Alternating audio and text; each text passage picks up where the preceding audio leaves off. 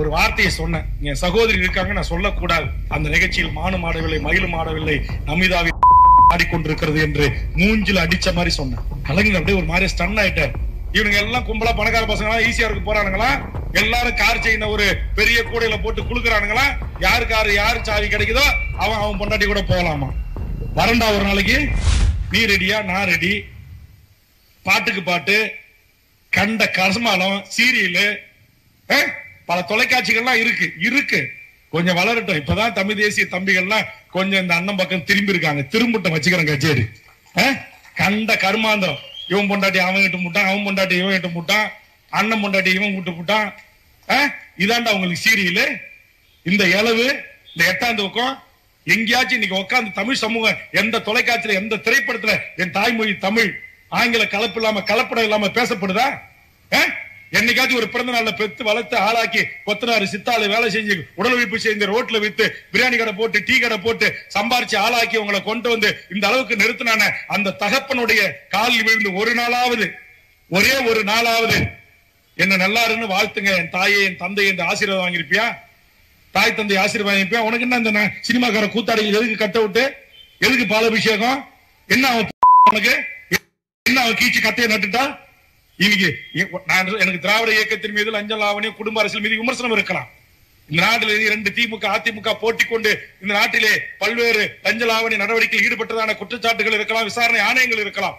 ஆனாலும் கூட இந்த சினிமாக்காரர்களை ஒப்பிடுகின்ற போது இந்த நாட்டில் இங்க இருக்கிற இந்த சாலை, இந்த மேம்பாலங்கள், இந்த மெடிக்கல் கல்லூரி, இந்த அரசு கல்லூரி, இந்த இன்ஜினியரிங் கல்லூரி, இந்த அரசுடைய திட்டங்கள் இத்தனையும் கொண்டு வந்தது இங்க இருக்கிற தமிழ்நாட்டில் இருக்கிற அரசியல் கட்சிகள் திராவிட இயக்கங்களின் பங்கு இருக்கா இல்லையா? இவன் செய்யற இந்த அநியாய அக்கிரமத்தை தட்டி கேட்கணும். இவன் செய்யற ஈஸியாரில் கூத்தடிக்கிறான்.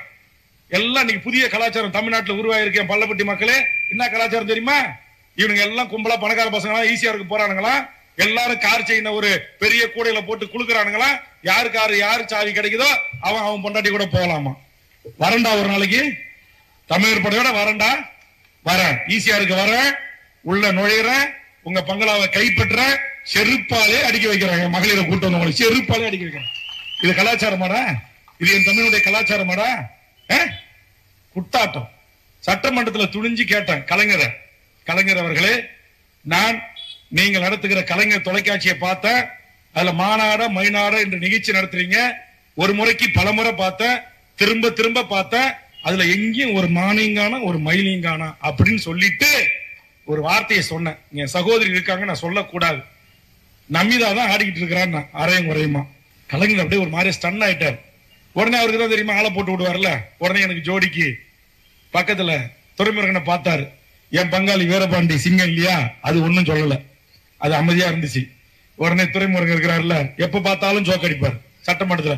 உடனே வேல்முருகா உனக்கு ஒரு செய்தி தெரியுமா? சொல்லுங்க. என்னங்க, தமிழ்நாட்டுல ரேட்டிங்ல நம்பர் 1 கலைஞர் டிவில எந்த நிகழ்ச்சி தெரியுமா? மாநாட மயிலாட தான். எனக்கு கோவம் வந்து போச்சு. பெண்கள் கூட கோச்சிக்காதீங்க. துரைமுருகனை பார்த்து சொன்னேன், மாண்புமிகு மூத்த அமைச்சர் அவர்களே, நான் ஒரு முறைக்கு பலமுறை பார்த்தேன். நாட்டுடைய பண்பாட்டை கலாச்சாரத்தை நாகரிகத்தை சீரழித்து சின்ன பெண்ணமாக்கிற அந்த நிகழ்ச்சியில் மானும் ஆடவில்லை மயிலும் ஆடவில்லை நமிதாவை ஆடிக்கொண்டிருக்கிறது என்று மூஞ்சில அடிச்ச மாதிரி சொன்னேன். தலை குனிஞ்சிட்டாரு துரைமுருகன். வரலாறு சட்டமன்ற பதிவில் இருக்கு. வேல்முருகன் பயப்படல. கூட்டணியில இருந்த போதும் பயப்பட மாட்டான், எதிரில் இருந்தாலும் பயப்பட மாட்டான்.